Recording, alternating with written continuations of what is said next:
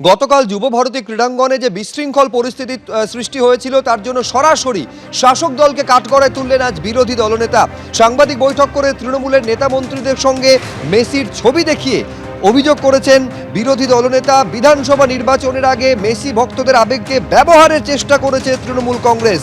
শুধু তাই নয়, একই সঙ্গে অরূপ বিশ্বাস থেকে সুজিত বসুদের গ্রেফতারির পর্যন্ত দাবি তুলেছেন তিনি। ভোটের আগে ফুটবল আবেগকে অপব্যবহারের চেষ্টা করা হয়েছে বলে আক্রমণ শানিয়েছেন তিনি। তৃণমূলের নেতা মন্ত্রীদের জন্যই দর্শকেরা বঞ্চিত হয়েছেন বলে অভিযোগ করেছেন রাজ্যের বিরোধী দলনেতা। মজা লাগা উচিত হায়দ্রাবাদের কাছ থেকে, অন্যদের কাছ থেকে শেখা। কোলে পাঁজা করে রেখেছিস।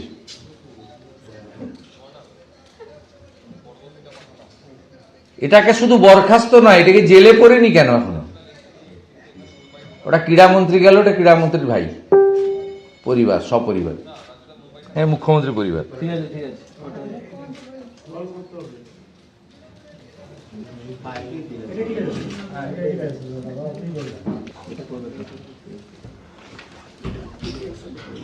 তিনি বড় বড় কথা বলেন,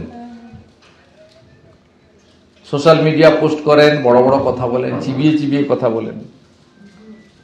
এই হনু কত টাকা দিয়েছে?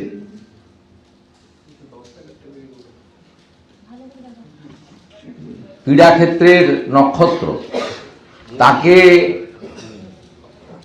এরা মনে করেছিল যে এদের ব্যক্তিগত সম্পত্তি এবং রাজ্যের সম্পত্তি। নির্বাচনের কয়েক মাস আগে এই ফুটবল আবেগ, সেটাকে ব্যবহার করে তারা অপব্যবহার করতে চেয়েছিল। মেসি 20 মিনিট থেকে চলে যেতে বাধ্য হলেন অরূপ বিশ্বাস এবং মুখ্যমন্ত্রীর পরিবার, অরূপ বিশ্বাস এবং সুজিত বসুর পরিবারের অত্যাচারে। এবং সকল যারা নির্বাচনের সময় তৃণমূলের প্রচার করে, সেই টলিউডের কিছু লোকজন তারা কুক্ষিগত করে রেখেছিলেন। তারে বিক্রি করেছিলেন কেন টিকিট? 5,000 থেকে 14,900 পর্যন্ত। কেন এদেরকে টিকিট বিক্রি করেছিলেন? আপনারা তো কোনো 5 স্টার হোটেলে আপনাদের এই বড় লোকদের এবং মুখ্যমন্ত্রীর ঘনিষ্ঠ লোকেদের ডেকে নিয়ে গিয়ে একটা টি পার্টি করে ছবি সেশন, ফটো সেশন করে দিতে পারতেন। আপনি কেন পশ্চিমবাংলার এত যুবকের ইমোশন নিয়ে খেলবেন? এই লোক ইনকাম গ্রুপের লোকের কাছ থেকে স্ন্যাচ করলেন, চিট করলেন। মমতা চিটার, অরূপ বিশ্বাস কালেক্টর, সুজিত বোস ডাকাত, শতদ্রু ব্রোকার। গতকালই আপনারা জানেন যে কলকাতা বিমানবন্দর থেকে গ্রেফতার করা হয়েছিল মূল আয়োজক শতদ্রু দত্তকে। আজকে বিধাননগর আদালতে তোলা হলে তাকে 14 দিনের পুলিশ হেফাজতের নির্দেশ দেয় আদালত।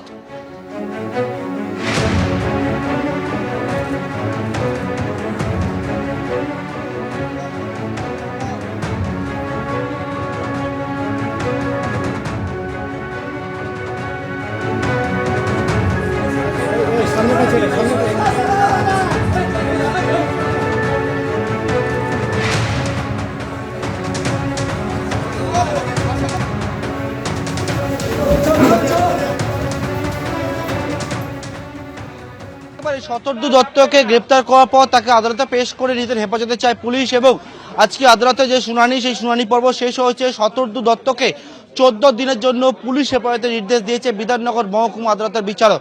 গতকালকে মেসিকে নিয়ে আসার পর যে পরিস্থিতি হয়েছিল, সেই জায়গায় একেবারে সরকারি আইনজীবী বলল যে ইভেন্টে কে আসবে, মেসির সামনে কে থাকবে, তার দায়িত্ব শুধু একেবারে হচ্ছে অর্গানাইজারদের।